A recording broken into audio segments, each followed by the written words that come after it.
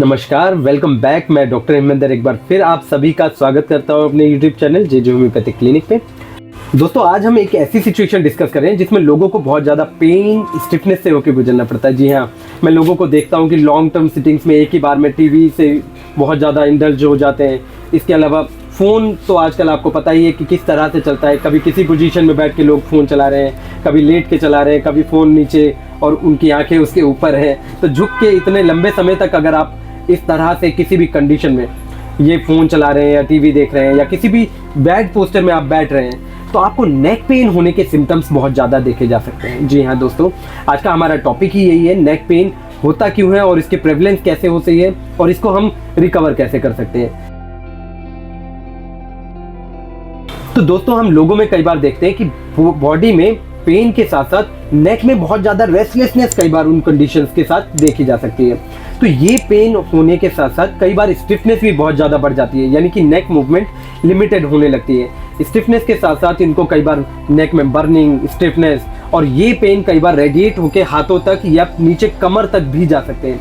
जी हाँ दोस्तों, अगर ऐसा कोई भी सिम्टम आपको किसी भी तरह से आपके नेक से लेके बैक तक हो रहा है, तो आपको ये सारे के सारे सिम्टम्स नेक की रेडिएशन की वजह से भी हो सकते हैं, नेक पेन की रेडिएशन की वजह से भी हो सकते हैं। इन सभी सिम्टम्स के अलावा दोस्तों, कई बार मैं अपने पेशेंट्स में देखता हूं कि उनको बहुत ज़्यादा घुमरी यानी कि चक्कर आने लगते हैं, साथ साथ उनको नोजिया और वॉमिटिंग के सिम्टम्स भी इसी नेक पेन की रेस्टलेसनेस की वजह से बहुत कॉमन हो जाते हैं। जी हाँ, ये सारे सिम्टम्स के साथ साथ उनको कई बार बहुत ज़्यादा वीकनेस भी देखने को मिलती है, लथार्जी बहुत ज़्यादा बढ़ने लगती है, एग्जॉशन और इरिटेबिलिटी भी बहुत ज़्यादा कॉमन हो जाती है। उनकी हरासमेंट इतनी ज़्यादा बढ़ जाती है इस पेन की वजह से कि वो बहुत छोटी छोटी सी बातों पे भी इरिटेट होने लगते हैं। तो अगर इस तरह के सिम्टम्स हैं और उसी के साथ साथ पेन के अलावा अगर बहुत लंबे समय से ये दर्द उन लोगों को होते हैं, तो उनके हाथ पैरों में सुन्नपन के अलावा बहुत ज़्यादा मसल वीकनेस भी आ जाती है, यानी कि वो लोग कुछ सामान भी उठाने में सक्षम नहीं रह जाते कई बार। तो उन सारे सिम्टम्स के अलावा कई बार उनको हियरिंग में भी प्रॉब्लम होने लगती है, खाना गटकने में दिक्कत होने लगती है, क्योंकि मसल्स स्टिफ हों तो मैसेटर्स भी सही से काम नहीं करते। जी हाँ, इसके अलावा उनको बहुत ज़्यादा कॉन्सेंट्रेशन में भी प्रॉब्लम हो जाती है। कुछ लोगों में बहुत सीवियर केसेस के साथ में देखता हूँ कि उनको धुंधलापन भी आंखों में काफ़ी ज़्यादा बढ़ने लगा। हाँ जी, उनको विजन में भी काफ़ी ज़्यादा दिक्कतें आने लगती हैं इस नेक पेन, नेक स्टिफनेस की वजह से।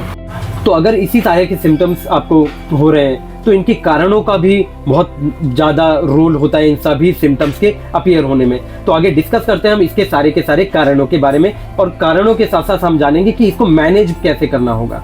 नेक पेन एक ऐसी प्रॉब्लम है दोस्तों, जिससे होके बचपन से लेके एडल्टहुड तक और बुढ़ापे तक हर कोई एक्सपीरियंस कर चुका हो, और ये एक्सपीरियंस उनके लिए बहुत ज़्यादा परेशानी वाले होते हैं, क्योंकि ये लाइफ स्टाइल पे बहुत ज़्यादा असर डालते हैं। जी हाँ, ये डेली लाइफ के साथ साथ बहुत ज़्यादा एक्टिविटीज़ के ऊपर भी अपना असर छोड़ जाते हैं। नेक पेन के कारणों के बारे में डिस्कस करें दोस्तों, तो यहाँ नेक पेन की एक बहुत वाइड लिस्ट अवेलेबल है जिसकी वजह से नेक में पेन हो सकते हैं। जी हाँ, इसका डिफरेंशियल डायग्नोसिस काफ़ी लंबा चौड़ा है, लेकिन हम यहाँ आज बहुत कॉमन से कुछ कारणों को डिस्कस करेंगे जिनकी वजह से गर्दन में दर्द हो सकते हैं। तो पहले कारण के बारे में हम बात करें तो ये है पोस्चुरल डिरेंजमेंट। पोस्चुरल डिरेंजमेंट में हम अगर एक पोजीशन मेंटेन नहीं कर पा रहे हैं और नेक में पेन बहुत प्रेवलेंट तौर पे बढ़ता चला जा रहा है, तो ये स्टिफनेस काफ़ी ज़्यादा मस्क्यूलर इनहिबिशन के साथ हो सकते हैं। तो कारणों को लेके आगे बढ़े तो कई बार पुरानी चोटों की वजह से, या फिर आपको कोई झटका लग जाए, कई बार कोई भारी सामान उठाने की वजह से मसल पुल हो जाए, तो इन सभी कारणों की वजह से भी नेक पेन हो सकते हैं। जी हाँ, यहाँ मसल्स की हम बात करें तो मसल्स कई बार स्टिफनेस में इस तरह के सिम्टम्स भी देती हैं कि कई बार उनमें बर्निंग भी बहुत ज़्यादा होने लगती है, और ये सभी सिम्टम्स अगर साथ में अवेलेबल हो तो आपको समझना होगा कि कोई मसल टियर या मसल पुल आपको हुआ है। इन सभी कारणों में बहुत ज़्यादा भारी सामान उठाने से आपको ये कंडीशन पैदा हो सकती है। जी हाँ, कई बार मैं और भी कंडीशंस में देखता हूँ कि कई बार पेशेंट्स में ये आर्थराइटिक चेंजेस की वजह से भी हो सकता है। जी हाँ, उन ओल्ड एज पेशेंट्स में जो कि एक आर्थराइटिस की कंडीशन से होकर गुजर रहे हैं, यानी कि उनको जोड़ों में पहले से ही दर्द रह रहा था, उनको भी ये वर्टिब्रल कॉलम्स के बीच में पेन क्रिएट हो सकते हैं, और इन्हीं स्टिफनेस के साथ साथ उनका कार्टिलेजिनस टिश्यू बहुत ज़्यादा डिजेनरेट होने का भी यही एक कारण हो सकता है। ये उन लोगों में भी देखा जा सकता है जो लोग कंप्यूटर और लैपटॉप का इस्तेमाल बहुत ज़्यादा करते हैं। जी हाँ, उन लोगों में जो ऑफिशियल जॉब्स में है या फिर उनका काम ही लैपटॉप या कंप्यूटर से होता है, तो उन लोगों को बहुत लंबे समय के लिए एक ही पोस्टर में बैठना पड़ता है, और इसकी वजह से भी उनको मसल स्ट्रेन हो सकते हैं और ये नेक पेन क्रिएट हो सकता है। ये कंडीशन बहुत ज़्यादा वियर एंड टीयर की वजह से भी हो सकती है, और इस वियर एंड टीयर के कारणों के बारे में हम बात करें तो ये एज रिलेटेड ऑस्टियोपोरोटिक चेंजेस की वजह से भी हो सकता है, जिसमें कि कैल्शियम बॉडी में कम हो जाता है एब्जॉर्ब होना, और इसकी वजह से रीजेनरेटिव कैल्शियम मिलना बॉडी को बंद हो जाता है। और इसके अलावा हम ये सर्वाइकल स्पॉन्डाइलोसिस में भी इस कंडीशन को देख सकते हैं। जी हाँ, उन केसेस में जहाँ स्पॉन्डाइलोटिक चेंजेस होते हैं वहाँ ऑस्टियोपेटिक चेंजेस बढ़ जाते हैं, और इसी के साथ साथ मसल स्ट्रेन बहुत ज़्यादा कॉमन हो जाता है। दोस्तों, ऐसा कई बार गलत तरीके से सोने की वजह से भी देखा जा सकता है। जी हाँ, कुछ लोगों को मैं देखता हूँ कि मेरे पास केस लेके आते हैं कि उनको सोने की पोजीशन बिगड़ जाने की वजह से भी नेक स्टिफनेस बहुत ज़्यादा बढ़ जाती है, उनकी नेक की मूवमेंट बहुत ज़्यादा लिमिटेड हो जाती है। जी हाँ, उनके सोने के तरीकों में तकिया अगर वो बहुत ज़्यादा ऊंचा इस्तेमाल कर रहे हैं, या फिर उनकी गर्दन कई बार एक अलग पोजीशन में मेंटेन हो गई जैसा कि वो बॉडी को स्ट्रेन पहुंचा रही हो, तो इस वजह से भी ये नेक स्टिफनेस बढ़ सकती है। तो ये तो बहुत कॉमन से कुछ एक कारण थे दोस्तों, जिसकी वजह से नेक स्टिफनेस यानी कि नेक पेन हो सकता है। आगे हम बात करें कि और कौन से रेयर कारण भी हैं जो इसकी वजह से नेक पेन बहुत कॉमनली लोगों में देखा जा सकता है। तो पहले कारण में यहाँ वर्टेब्रल कॉलम पे चोट की वजह से भी नेक पेन बढ़ सकता है। जी हाँ, आप किसी कंडीशन से या किसी चोट की वजह से या किसी एक्सीडेंटल कंडीशन की वजह से अपने वर्टेब्रल कॉलम पे अगर इंजरी ले लेते हैं, या आपको पता ही नहीं लगता कि कई बार उस पर इम्पैक्ट किसी तरह का हुआ भी है, तो उसकी वजह से भी ये नेक पेन बहुत लंबे समय से आपको परेशान कर सकते हैं। तो इसके लिए आपको एक्सरे करा के आइडेंटिफाई करना होगा कि ऐसा कोई इशू है कि नहीं। अगर एक्सरे में ना समझ आए तो आपको एमआरआई से होकर गुजरना होगा। ये एमआरआई आपको प्रॉपर नर्वस सिस्टम और मसल के साथ साथ बोनी स्ट्रक्चर का भी क्लियर इंडिकेशन देगी कि कहीं ऐसा कोई दिक्कत है कि नहीं। ये कंडीशन किसी तरह के इन्फेक्शन की वजह से भी हो सकती है। जी हाँ, अगर कोई बैक्टीरियल इन्फेक्शन है या किसी वायरल इन्फेक्शन से आप होकर गुजर रहे हैं, तो इस तरह की सिचुएशन उस तरह के इन्फेक्शन में भी देखी जा सकती है। ये पेन उस टाइम पे भी बहुत ज़्यादा एग्रीवेट हो जाते हैं। जी हाँ, इसके अलावा मेनिंजाइटिस में भी ये कंडीशन बहुत ज़्यादा देखी जा सकती है कि स्पाइनल कॉर्ड पे अगर कोई इन्फ्लेमेशन है या इन्फेक्शन है, इसकी वजह से भी नेक स्टिफनेस रेफर्ड इन्फ्लेमेशन के तौर पे कई बार बढ़ जाती है। ये कैंसरस सिचुएशंस की वजह से भी हो सकती है। जी हाँ, कैंसर की कंडीशन में भी इस तरह के नेक स्टिफनेस कई बार देखने को मिलते हैं। कई बार पेशेंट्स में जिनमें थ्रोट कैंसर की कंडीशन होती है, या फिर बहुत ज़्यादा आसपास के एरिया में थायरोइडाइटिस के सिम्टम्स के साथ अगर कोई पेशेंट मेरे पास प्रेवलेंट तौर पे आते हैं, तो उनमें भी ये नेक स्टिफनेस उतना ही प्रेवलेंट होता है जितना कि किसी नॉर्मल पोस्टुरल डिरेंजमेंट वाले पेशेंट में। तो अगर ऐसा कोई सिम्टम आपके साथ है तो आप अपने डॉक्टर से डायग्नोज जरूर करवाएं कि इस तरह का कोई प्रॉब्लम आपको हो सकता है या नहीं। वो आपको आइडेंटिफाई करके बताएंगे कि आपको अगर नॉर्मल कंडीशन है तो आप उसको इजीली मैनेज भी कर सकते हैं, और ट्रीटमेंट से ये सारी ही कंडीशंस वैसे तो आजकल नॉर्मल आ ही जाती हैं। इसके लिए आपको अपने डाइट पे भी पूरा ध्यान रखना होगा। तो इसी के साथ साथ हम डिस्कस करते हैं कि आपको डॉक्टर से कब मिलना है, जब आपके सिम्टम्स बहुत ज़्यादा सीवियर होते चले जाएं। जी हाँ दोस्तों, नॉर्मली तो एक पेन होता है जो बहुत नर्वस कंडीशन के साथ साथ आपको रेस्टलेसनेस देता है, उतने तक तो पेशेंट फिर भी चला ले जाते हैं। लोगों में इतनी क्षमता तो आजकल है कि अपने लाइफस्टाइल में इतनी चीज़ों को तो इग्नोर कर ही सकें, लेकिन मैं यहाँ सजेस्ट नहीं करूँगा कि आप अपने सिम्टम्स को इग्नोर करें।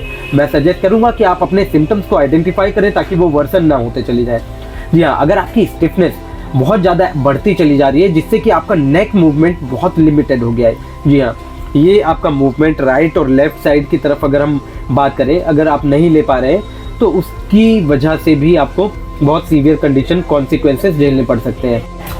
नॉर्मल नेक पेन जनरल तौर पे 1 से 2 दिन में रिकवर हो जाते हैं, लेकिन अगर आपके सिम्टम्स 6 से 7 दिन के ऊपर चले गए, जी हाँ दोस्तों, अगर ये पेन बहुत लंबे समय से आपके साथ है तो आपको डॉक्टर से मिलना ही होगा और आइडेंटिफाई करना होगा कि ये प्रॉब्लम क्यों हो रही है, क्योंकि इसके कारणों में कहीं पीछे बहुत ज़्यादा बोनी स्ट्रक्चर पे चोट हो सकती है या मसल्स पे टियर हो सकता है। इसके अलावा अगर आपके पेन की वजह से आपको बुखार आने लगा है, चिल्स आपको चढ़ने लगे हैं, ठंड लगने लगी है, यहाँ इसी के साथ साथ आपको हेडेक बहुत ज़्यादा रहने लगा है, चक्कर आने लगे हैं, तो ये सारे सिम्टम्स भी आपके सीवियर नेक पेन के सिम्टम्स में काउंट होते हैं। अगर आपके हाथों में बहुत ज़्यादा नंबनेस के साथ टिंगलिंग सेंसेशन और बहुत स्टिंगिंग के साथ आपको पेन महसूस हो रहे हैं और आपकी एक्सट्रीमिटीज़ की जो मूवमेंट है बहुत ज़्यादा लिमिटेड होती चली जा रही है, तो ये भी एक रेडिएटेड नेक पेन का सिम्टम होता है। जी हाँ, ये एग्रीवेटेड सिम्टम है, बहुत सीवियर कंडीशन है, आपको अपने डॉक्टर को इस चीज़ के बारे में ज़रूर बताना होगा। और इसी के अलावा कई बार मैं देखता हूँ मेरे पेशेंट्स सिम्टम्स तब लेके आते हैं जब उनकी स्ट्रेंथ पे बहुत ज़्यादा असर पड़ने लगता है। जी हाँ, हाथों की मूवमेंट बहुत ज़्यादा लिमिटेड होने लगती है, उनको सामान उठाने में भी परेशानियां होने लगती है, कोई भारी सामान या कोई भी सामान लंबे समय तक पकड़े रहने में उनको उनकी परेशानियां बढ़ा देता है ये सिचुएशन। तो अगर ऐसा भी आपको कभी फील हो रहा है तो आपको डॉक्टर से मिलना ही होगा। तो दोस्तों, नेक पेन को आइडेंटिफाई करने के लिए आप कुछ टेस्ट भी करवा सकते हैं। इसकी टेस्ट जिनके बारे में हम बात करें डायग्नोसिस में जो हेल्प करने वाले हैं, तो सबसे पहला टेस्ट आपको सीबीसी करवाना होगा। सीबीसी में आपको कुछ इन्फेक्शंस अगर आइडेंटिफाई करने को नहीं मिलते तो आप यूरिक एसिड, केएफटी, एलएफटी के थ्रू होके गुजर सकते हैं। और इसी के साथ साथ आप थायराइड फंक्शन के अलावा लीवर फंक्शन और लिपिड प्रोफाइल भी करवा सकते हैं, क्योंकि कई बार मैं देखता हूं कि हाइपर कोलेस्ट्रोलेमिया के कंडीशन में भी फटीग बहुत इजीली बढ़ने लगा है लोगों का। तो ये सारे ही टेस्ट बहुत प्रेवलेंट तौर पे आपको कोई भी मेटाबॉलिक डिसऑर्डर अगर आइडेंटिफाई करके देते हैं तो आपको पता चल जाएगा कि इनमें क्या गड़बड़ हो रही थी जिसकी वजह से ये फटीग बहुत ज़्यादा बढ़ने लगा। इसके अलावा आप एक्सरे करा सकते हैं। एक्सरे के अलावा आप एमआरआई और सीटी स्कैन भी करवा सकते हैं अगर आपको बहुत प्रिसाइज पिक्चर चाहिए अपने कंडीशन की। तो ये सारे ही टेस्ट आपको बहुत ज़्यादा हेल्प करने वाले हैं नेक पेन को आइडेंटिफाई यानी कि रूल आउट करने के लिए कि आपको किस कंडीशन से और किस कारण से ये नेक पेन हो रहा है। दोस्तों, नेक पेन की मैनेजमेंट के बारे में बात करें तो आपको कुछ एक चीज़ें अपने लाइफ स्टाइल में ऐड करनी होंगी जिससे आप नेक पेन को रिलीव कर सकते हैं बहुत इजीली।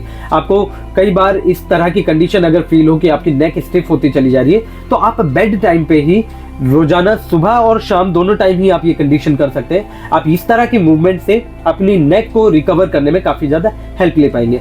आप रोटेशन नेक की कर सकते हैं। जी हाँ, ऐसा आप 2 से 3 मिनट के लिए कीजिए। आपकी नेक में होने वाले सर्कुलेशन को इम्प्रूव करने में ये काफ़ी ज़्यादा हेल्पफुल होता है। आप अप एंड डाउन्स भी जरूर करें और साइड वाइज मूवमेंट से भी बहुत ज़्यादा हेल्प मिलती है नेक पेन को रिस्टोर कर लेने में। जी हाँ, ये सारे ही मूवमेंट्स आप बिस्तर पे बैठ के या फिर किसी भी एक स्पेसिफिक लोकेशन पे बैठ के कभी भी कर सकते हैं और इससे आपको काफ़ी ज़्यादा लाभ मिलने वाला है। इसके बाद बात करें उन लोगों के लिए जो बहुत ज़्यादा लेस मोबाइल कंडीशन में रहते हैं, यानी कि ऑफिशियल जॉब्स में है, 7-7, 8-8 घंटे लगातार बैठे रहना पड़ता है, या स्केच या ड्राइंग या राइटिंग का उनका काम बहुत लंबे समय का है। स्कूल गोइंग चिल्ड्रंस में आजकल ये कंडीशन ऐसे ही कंडीशन की वजह से देखने को मिलती है। तो उन लोगों को भी नेक मूवमेंट को थोड़ा सा इंक्रीज करना होगा, यानी कि उनको अपनी एक्टिविटीज थोड़ी सी चेंज करनी होगी, इंक्लाइनेशन बदलना होगा। वो लंबे समय एक ही बार में बैठने के बजाय थोड़ी थोड़ी देर का इंटरवल लेके रेस्ट जरूर करें। अपनी मूवमेंट उनको इम्प्रूव करनी होगी और बढ़ानी होगी जिससे उनका सर्कुलेशन इंटैक्ट रहे और बहुत अच्छा सर्कुलेशन होने से फटीग बहुत कम होगा। आप ऐसा कोई भी काम ना करें जिससे आपको नेक स्टिफनेस यानी कि नेक पेन बढ़ जाता है। जी हाँ, हम लोगों को इस तरह की सिचुएशंस का पता कई बार चल जाता है कि इस काम को करने से हमें ये प्रॉब्लम ज़्यादा हो जाती है। तो आपको आइडेंटिफाई करना होगा आपकी लाइफ स्टाइल में ऐसे कौन से काम हैं जो आपके नेक पेन को बढ़ा रहे हैं। तो आपको इस तरह का कोई काम करने से बचना होगा, जैसे कि आपको कोई भारी सामान उठाने से परेशानी हो रही है, इसी के साथ साथ आपको पोस्टर मेंटेन करने में इस तरह की दिक्कत बढ़ रही है, तो आप उस चीज़ को होने से बचाएं। और भी बहुत सारी चीज़ें हैं जिसको आप खुद भी आइडेंटिफाई कर सकते हैं और आपको पता लगे तो मुझे कमेंट करके भी ज़रूर बताएं।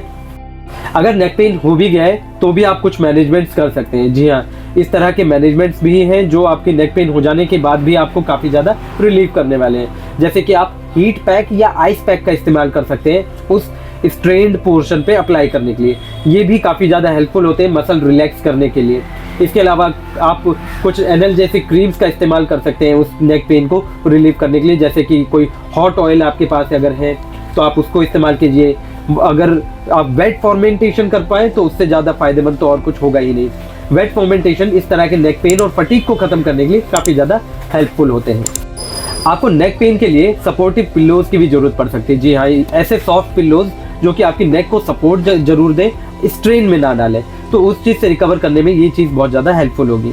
आप नेक पेन को इम्प्रूव करने के लिए योगा या फिर बहुत सारे एक्सरसाइजेस का इस्तेमाल भी कर सकते हैं। योगा से और एक्सरसाइजेस से आपको सर्कुलेटरी प्रोसेस अच्छा होने में काफ़ी ज़्यादा हेल्प मिलती है और ये सारी ही चीज़ें आपकी लाइफ स्टाइल को इम्प्रूव करने में भी काफ़ी ज़्यादा हेल्पफुल होती है। तो नेक पेन ही नहीं, आप अपनी बॉडी को मेंटेन करने के लिए भी योगा और एक्सरसाइज कर सकते हैं। अगर परेशानी बहुत ज़्यादा बढ़ने लगी है तो आप नेक सपोर्ट का इस्तेमाल भी कर सकते हैं, जैसे कि कॉलर।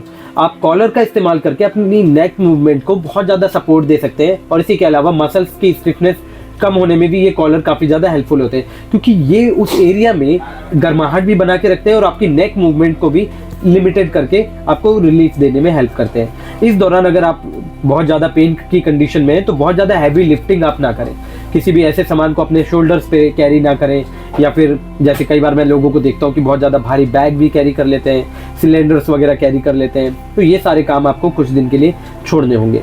इसके लिए आपको किसी की मदद की ज़रूरत पड़ेगी। तो मैं भी गुजारिश करता हूँ ऐसे लोगों की मदद ज़रूर करें जिनकी नेक में प्रॉब्लम हो रही है, उनको काफ़ी ज़्यादा अच्छा लगेगा आपकी हेल्प से। तो यहाँ दोस्तों सवाल अब ये उठता है कि क्या नेक पेन को होने से बचाया जा सकता है या रोका जा सकता है? जी हाँ, बिल्कुल रोका जा सकता है। आप रोजाना अपने लाइफ स्टाइल में 30 मिनट की एक्सरसाइज जरूर ऐड करें। इससे आपकी जितने भी फटीग की कंडीशंस हैं, स्टेमिना आपका इंप्रूव होने लगेगा, बहुत ज़्यादा डिटॉक्सिफिकेशन में काफ़ी आपको हेल्प करेगा, और इसी के साथ साथ आपकी मसल्स की स्ट्रेंथ को इम्प्रूव करने में या रिगेन करने में काफ़ी ज़्यादा ये हेल्पफुल होंगी। और इसी के साथ साथ आप अपने पोस्टर पे भी ज़रूर काम कीजिए। जब मैं देखता हूँ कि ऐसे लोग जो बहुत ज़्यादा ऑफिशियल जॉब्स में हैं, लंबे समय बैठे रहने का काम है, तो उन लोगों को मैं ये सजेशन ज़रूर दूंगा कि वो अपने पोस्टर पे ज़रूर काम करें। एक इरेक्ट पोजीशन आपकी मसल्स को काफ़ी ज़्यादा स्ट्रेन होने से बचा सकती है। जी हाँ, कई बार आप लोगों को देखते हैं कि वो झुके हुए हैं या फिर किसी गलत पोजीशन में बैठ के उन्होंने कुछ काम कर लिए, तो ऐसा करने से आपको बचना होगा। आपको अपनी पोजीशन बिल्कुल इरेक्ट रखनी होगी। एक इरेक्ट पोजीशन मेंटेन करने के लिए आप अगर अपनी बैक के लिए कुछ सपोर्ट इस्तेमाल करना चाहें तो ऐसा भी आप कर सकते हैं। तो दोस्तों इसके मैनेजमेंट में खान पान के बारे में अगर हम बात करें तो आपको बहुत ज़्यादा शुगरी डाइट और एसिडिक फूड से बचना होगा। इसी के अलावा आपको कोल्ड ड्रिंक, कोल्ड फूड से भी बचना होगा जो ठंडी तासीर रखते हैं खान पान, जैसे कि दही, केला, चावल, अचार, और इन सभी चीज़ों की वजह से भी आपको मसल स्टिफनेस या मसल फटीग बढ़ने के चांसेस और बढ़ जाते हैं। तो यहाँ इन सब चीज़ों के बचाव से भी आप नेक पेन को बचा सकते हैं। इसके अलावा आपको पानी की मात्रा बढ़ानी होगी, क्योंकि अच्छे खासे हाइड्रेशन से आपको बहुत अच्छा हेल्प मिलेगी डिटॉक्सिफाई करने में मसल्स को। ये पानी आपकी बॉडी में होने वाले बैड टॉक्सिन्स को और फटीग के जितने भी एसिड्स हैं उनको रिलीव करने में काफ़ी हेल्प करेंगे। ये लैक्टिक एसिड हो चाहे पायरुविक एसिड, सभी को रिलीज करने में काफ़ी ज़्यादा हेल्पफुल होता है। इसी के साथ साथ आप ग्रीन लीफी वेजिटेबल्स ज़्यादा लें, बहुत अच्छा मात्रा में आप प्रोटीन की डाइट और कैल्शियम की डाइट बढ़ाएं, साथ साथ आप मिनरल्स और विटामिन्स पे भी काफ़ी अच्छा ध्यान दें ताकि आपकी मसल को रिपेयर होने में और बहुत अच्छा स्ट्रेंथ मिलने में हेल्प मिल सके। मैं कई बार पेशेंट्स में देखता हूँ कि कैल्शियम की कमी बहुत ज़्यादा होने लगी है। आजकल लोग स्टारवेशन से होकर गुजरते हैं, रोजाना का खान पान उनका टाइम से नहीं हो पाता, तो इन सब कंडीशंस को रिस्टोर होने में काफ़ी ज़्यादा ये हेल्पफुल हो जाएगा। तो होम्योपैथिक मेडिसिन के बारे में अगर हम बात करें तो यहाँ नेक पेन के लिए एक वैरायटी ऑफ मेडिसिन हमारे पास अवेलेबल है और इनका फ़ायदा भी काफ़ी इजीली इफेक्टिवली आप देख सकते हैं अपने ऊपर। और इस्तेमाल के तौर पे मैं कुछ सिम्टम्स के साथ कुछ मेडिसिन आपको यहाँ बता देना चाहता हूँ, जैसे कि आर्निका मोंटाना। यहाँ पहली दवाई जिसके बारे में हम बात कर रहे हैं, आर्निका मोंटाना आपके लिए पोस्चरल डिरेंजमेंट या ट्रैवलर्स फटीग से होने वाले कंडीशन के लिए काफ़ी ज़्यादा हेल्पफुल मेडिसिन है। मैं लॉन्ग टर्म सिटिंग्स आपको ट्रैवल में भी देखता हूँ कि लोग एक ही पोजीशन में बैठ जाते हैं, या कई बार उनको किसी ऑफिशियल जॉब में भी इस तरह से अगर बैठना पड़े तो आर्निका मोंटाना उसको रिकवर करने में बहुत अच्छी मेडिसिन है।